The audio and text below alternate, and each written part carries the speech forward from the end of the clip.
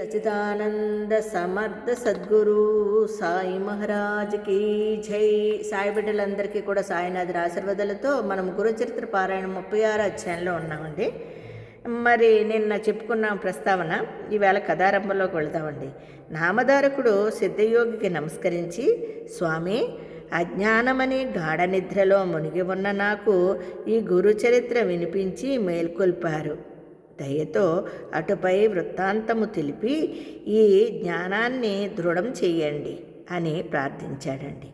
సిద్ధియోగి సంతోషించి ఇలా చెప్పసాగారండి. నాయన, శ్రీ గురులీలలు ఎన్నని చెప్పగలను, కొన్నింటిని మాత్రమే ఉదహరిస్తాను, శ్రద్ధగా విను అన్నారటండి.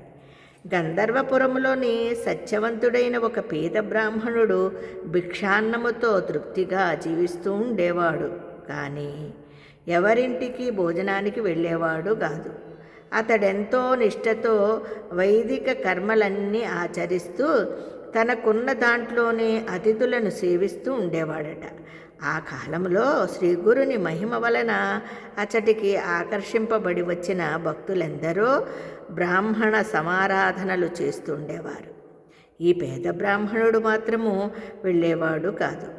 ఒక సంవత్సరము మహాలయాలలో ఒక శ్రీమంతుడు గ్రామస్తులందరినీ దంపత సహితంగా భోజనానికి ఆహ్వానించాడు.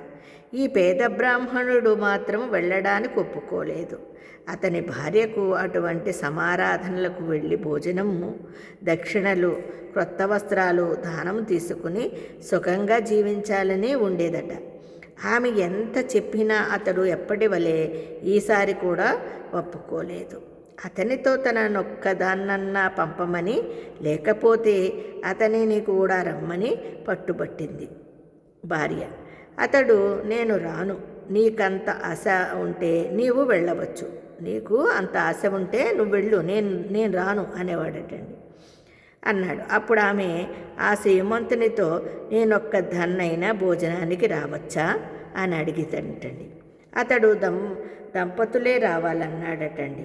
నిరాశ చెంది తన భర్తపై కోపంతో శ్రీగురుని వద్దకు వెళ్ళి తన బాధనంతా వెళ్ళబోసుకొని తన భర్త కూడా ఆ రోజు సమారాధనకు వెళ్ళేలాగా ఆదేశించమని కోరిందటండి.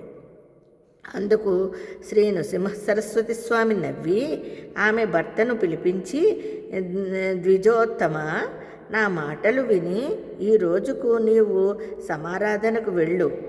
భార్య యొక్క కోరిక తీర్చడము భర్త యొక్క ధర్మము కదా అని హితము చెప్పారటండి.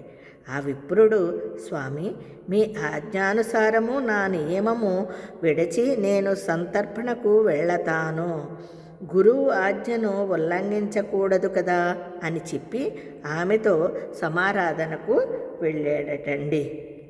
చూసారా ఎంత బాగుందో కదా. మరి కథ రేపు తెలుసుకుందామండి.